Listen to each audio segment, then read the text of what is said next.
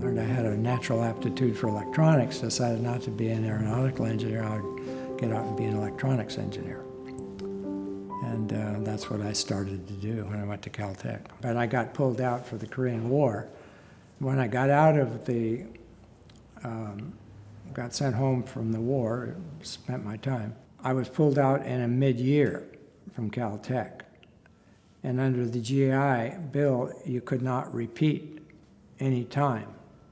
So I would have had to pay for that, repeat that year on my own, and I didn't have any money. So I couldn't go back to Caltech.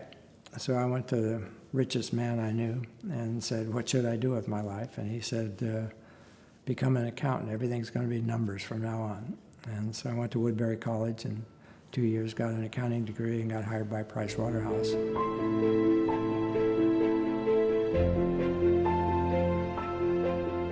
And came to Newport Beach to redo the business system for Hoag Hospital. And because their business... Hoag fairly just opened at that point?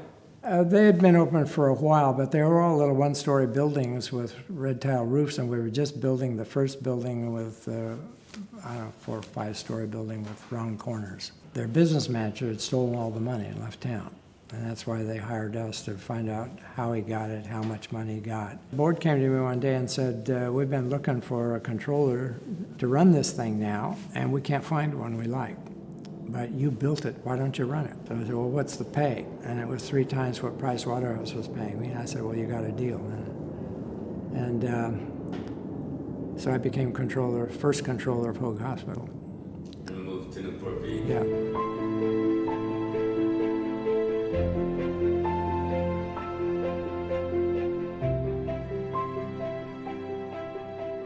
Early 70s, you wanted to build 48 units, apartments?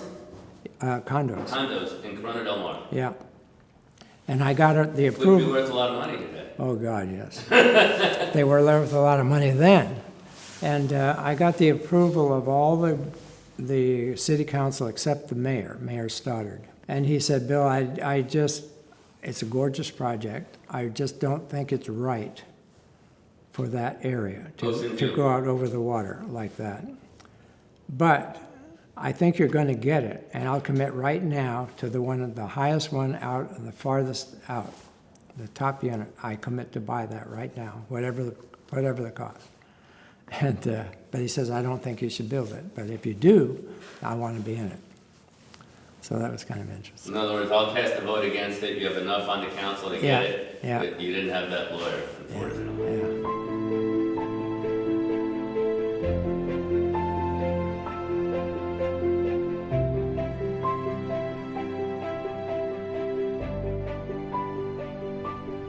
Went to management, I said, we'll never make a profit with the interest rate on our loan. I made the biggest loan that teachers union had ever made at the time. And I said, with the interest on the loan and what we can get for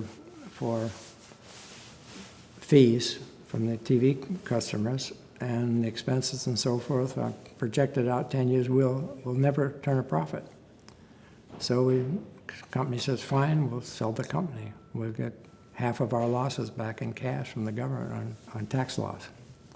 So I worked myself right out of a job. And then I went into, borrowed $10,000 on my house and bought a 5-plex in Costa Mesa, rundown, remodeled it, refinanced it, borrowed a little more money up to $49,000, bought 8 more units, remodeled those, and I just kept doing that till I got to 50 units in Costa Mesa.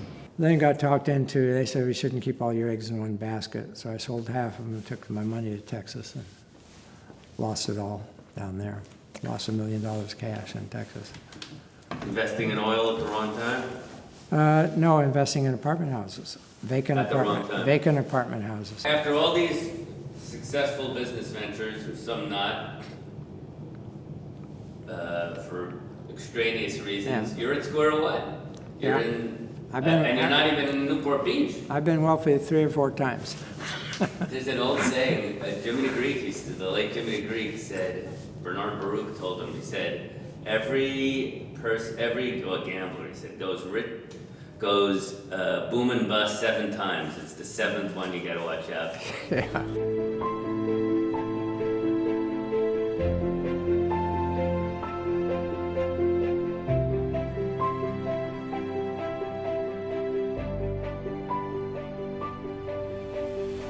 Big, heavy-set guy walked into our office with a roll of plans under his arm, and his name was Helmut Koch, and he was a German engineer, and he had a set of hydrofoil plans, the Germans' hydrofoil boat, and they had scuttled all those hydrofoil boats near the end of the war, so there weren't any.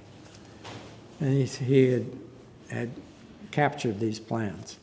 And he said, what you need for Catalina is a hydrofoil boat to get there in 30 minutes instead of 2 hours. We built it right in Costa Mesa in the old bowling alley. It worked, flew great, got it certified to carry passengers for hire, which is the first hydrofoil in America ever to be certified to carry passengers for hire. And we ran it to Catalina, but we had troubles because we could go over there all right, but the foils were fixed. And coming home with a following sea, that following sea would raise the aft of the boat, and then it would just plow right into the water. So to get back, we would have to tack clear to San Pedro and then come down the trough of the waves to Newport Beach. It's a little bit of a longer Well, trip. yeah, there was an hour then, and so, in fact, so we gave up. Then we ran it from Catalina to the Isthmus for a while. Wrigley didn't like that because we were competing with his slow boat that carried passengers up there, so he ran us off. So we sold the patent rights for $1 million to an outfit in the East.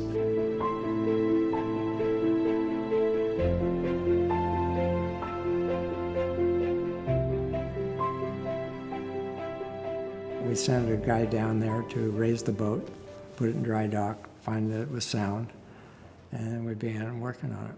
And it took several months. I spent 4 months down there myself after it had been raised and found seaworthy. And it was a real challenge. We did the whole thing on no money. We borrowed the $25,000 from the bank.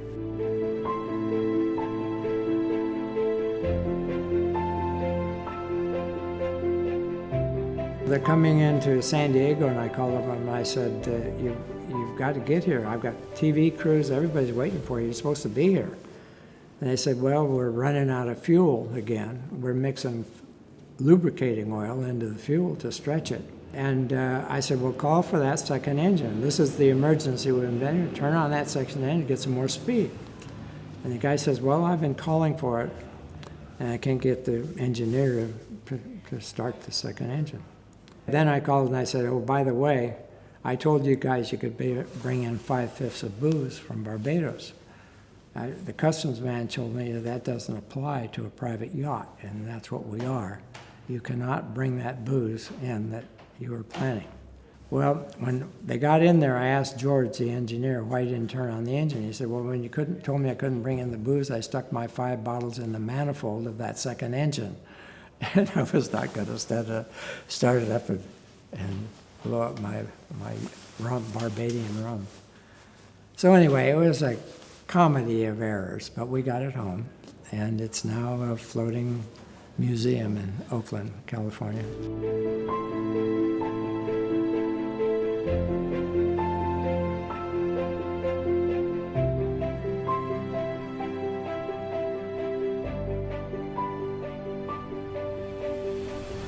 When she passed on, somebody said that had known me way back when I didn't mention Bobby before, but when I was going to Woodbury College, I was living at home on the ranch in Pacoima.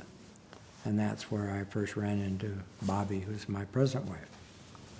And I took her to her junior and senior prom because she didn't know my boy. She rode horses every afternoon after school. She went to a Catholic girls' school, and their mom would pick her up and take her to the ranch to ride horses all afternoon, and then way to horse shows every weekend. And her prom time came, and she asked me to take her to prom. I said, why me? She said, well, I don't know any boys. I ran into a woman at a horse sale up on Jimmy Stewart's old ranch, And she says, gee, sorry, your wife has died. Have you looked up Boppy? And I said, I have no idea where she is. And she said, well, I do. So she put us back together. It was love at first sight. And we've been married 34 years now.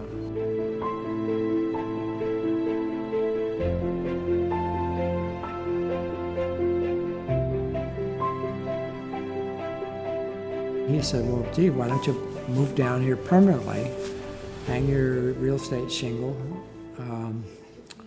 on my office here on 121 Agate Avenue, and I've got a vacant apartment in the building.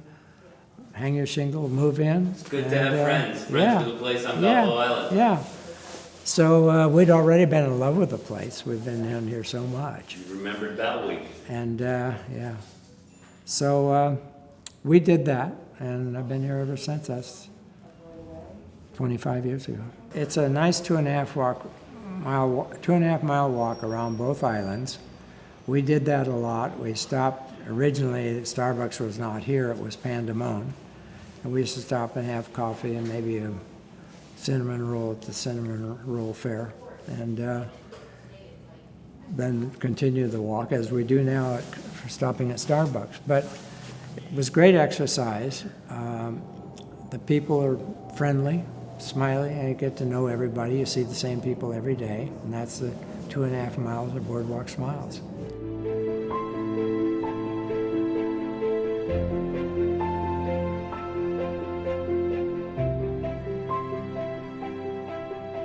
You can take a little bit of a break. Yeah, but I have to keep working. I have to, like I said, I've lost my fortune several times. And,